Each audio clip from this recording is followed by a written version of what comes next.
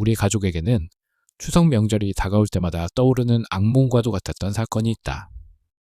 2010년 한가위, 나는 지옥을 경험했다. 작은 어머니 송옥순 여사가 분당 재생병원으로 실려갔지만 도착했을 때는 이미 심장이 정지된 상태였다. 응급침상에 축 늘어진 그녀의 옷은 분비물들로 범벅이 되어 있었고 그 처절함 때문에 내 머릿속은 소용돌이가 일었다. 아버지가 사람들에게 무료로 놔주시던 벌침을 진작에 말리지 못한 것이 후회가 됐다. 작은 어머니가 무릎에 벌침을 맞고 쇼크로 쓰러지신 것이다. 원망과 책임이 영원히 엉겨붙어 따라다닐 것이란 생각에 그녀의 죽음이 분비물처럼 우리 가족에게 졸아붙는 것 같았다. 탈칵, 탈칵, 탈칵. 곧바로 멈춘 심장을 마사지하는 펌프질이 시작되었다. 요란한 기계음이 응급실에 울려 퍼지기 시작하자 자리에 있던 작은 어머니의 둘째 아들 진만이는 누워서 엄마를 부르며 오열하기 시작했고 작은 아버지 역시 바닥에 주저앉았다. 조용히 나의 어머니가 나와 누나, 동생에게 다가와 이야기했다. 기도해라. 그러더니 작은 어머니를 눕혀놓은 침대 근처에 서서 눈을 감고 기도를 시작했다. 곧이어 누나, 동생, 아버지 한 명씩 기도를 시작했고 나 역시 선반 모서리에 의지해서 허리를 숙이고 기도를 시작했다. 살려주세요. 하나님, 작은 어머니를 살려주세요. 기도를 시작하자 비로소 정신이 들면서 심각한 현실이 하나하나 파악되기 시작했다. 이것이 과실치사라는 거구나. 살려달라는 말밖에 생각나지 않았다. 기도하는 시간이 영원처럼 길게 느껴졌고 스트레스 탓인지 내장이 꼬이는 듯 아팠다.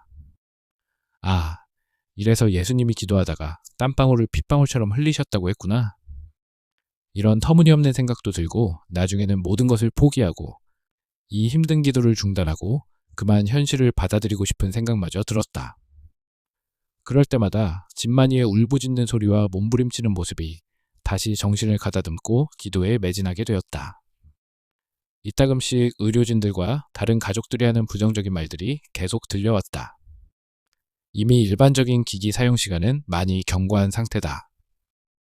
이 정도 시간 동안 했는데도 못 일어나면 거의 가망이 없다. 심장박동이 돌아와도 심정지 5분이 지나면 뇌사일 확률이 높다. 기기의 충격으로 갈비뼈가 부러져서 장기에 출혈을 일으킬 수 있으며 심장박동이 돌아와도 이로 인한 감염으로 사망하실 수도 있다. 그때마다 어머니는 우리 가족에게 다가와 조용하고 담담한 목소리로 말하고 자리로 돌아가서 다시 기도에 집중했다.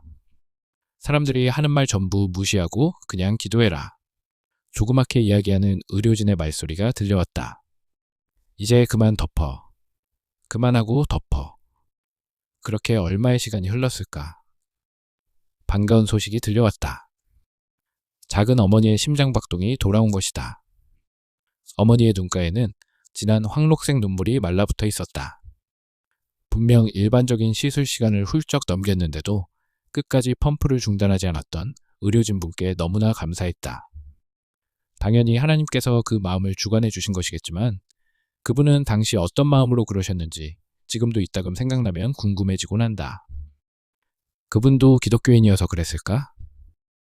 기도하는 모습이 너무 애절해 보여서 차마 중단할 수 없었던 걸까? 아니면 다 큰 성인이 몸부림치며 우는 모습이 안쓰러워서였을까? 평소 관례대로 하던 시간만큼만 했더라면 이제는 저토록 건강한 작은 어머니가 싸늘한 주검이 될 뻔했다는 사실은 지금 생각해도 끔찍하다. 중환자실로 옮겨진 작은 어머니는 맥박이 돌아왔지만 의식이 없었다. 스스로 호흡도 할 수 없어 호흡기를 착용해야 했다. 의료진들은 뇌사 가능성을 이야기했다. 단지 가능성을 언급했을 뿐이었지만 사람들은 그것을 기정사실로 받아들였다. 뇌사, 드라마에서처럼 호흡기를 착용하고 대소변을 받아내며 산 것도 죽은 것도 아닌 그 상태를 말하는 것인가. 머릿속이 새하얘지고 천문학적으로 발생할 것 같은 치료비와 평생을 죄인으로 살아야 할 우리 가족의 앞날이 주마등처럼 스쳐갔다.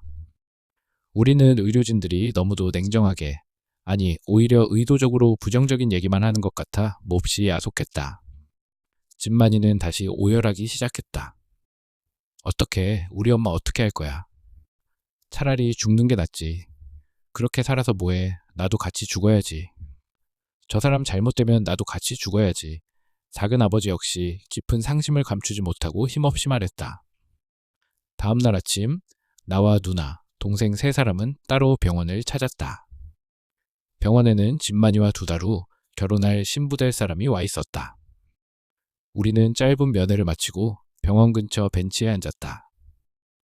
작은 어머니가 아무렇지도 않게 건강해지셔서 진만이 결혼식장에 들어오시게 해달라고 기도하자 먼저 누나가 기도 제목을 냈다. 우리는 마치 여리고성을 공략하는 이스라엘 백성들처럼 병원 주변을 걸으며 기도를 시작했다. 기도는 했지만 우리는 아직 충격에서 벗어나지 못한 상태였다. 우울했고 낙심에 빠져 있었다. 그러다가 문득 스치는 생각이 있었다. 잠깐만, 응답받으려면 믿어야 하고 진심으로 믿는다면 이런 마음 상태로 기도하면 안 돼. 나는 누나와 동생에게 기도의 방법을 제안했다.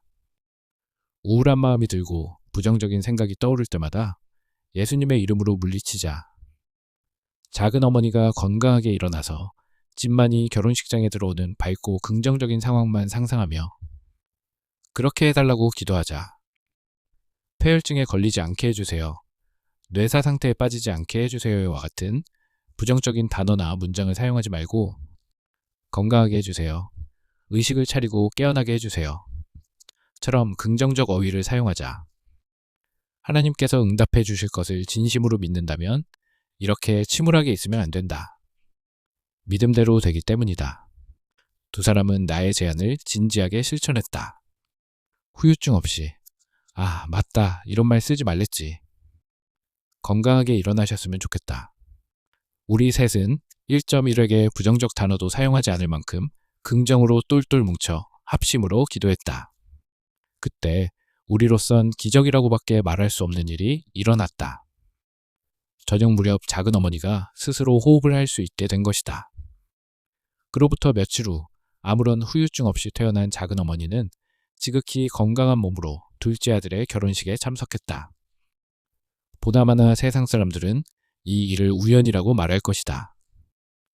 가끔 그런 일들이 하나님을 믿지 않는 사람들에게도 일어나지 않느냐고. 그러나 기도 응답은 응답을 받은 당사자만이 알 수 있다는 말이 있다. 우리 가족은 모두 자연의 법칙을 거스르면서까지 위기에 빠진 자신의 자녀들을 구하러 오신 전능자를 느꼈다. 사탄의 덫에 붙잡혀 평생을 죄인으로 살아야 할 위기에 빠진 우리를 구하기 위해 홍해를 가르고 전쟁터에서 적들을 괴멸시키시며 엘리야의 제단에 불을 던지시던 그분께서 친히 역사하셨다. 며칠이 지난 후에도 우리는 성령 하나님의 여운을 생생하게 느끼고 있었다. 그 일이 있기 전까지 나는 하나님을 더디 응답하시는 분으로 오해하고 있었다. 오래오래 기도해야 응답하시고 한참 많이 기도해야 간신히 응답해 주시는. 그러나 나는 그날 자녀의 위험 앞에 물불 가리지 않고 뛰어드는 너무도 인간적인 아버지의 모습을 보았다. 사탄을 꾸짖으며 소리치시는 분노의 불꽃을 보았다. 자신의 자녀를 감싸 안으시는 자상한 손길을 느꼈다. 나는 하나님께서 그 힘을 통해 죽었던 생명을 살리시고 우리 가족을 크나큰 곤란 가운데서 건져주셨던 그날의 일을 잊을 수가 없다.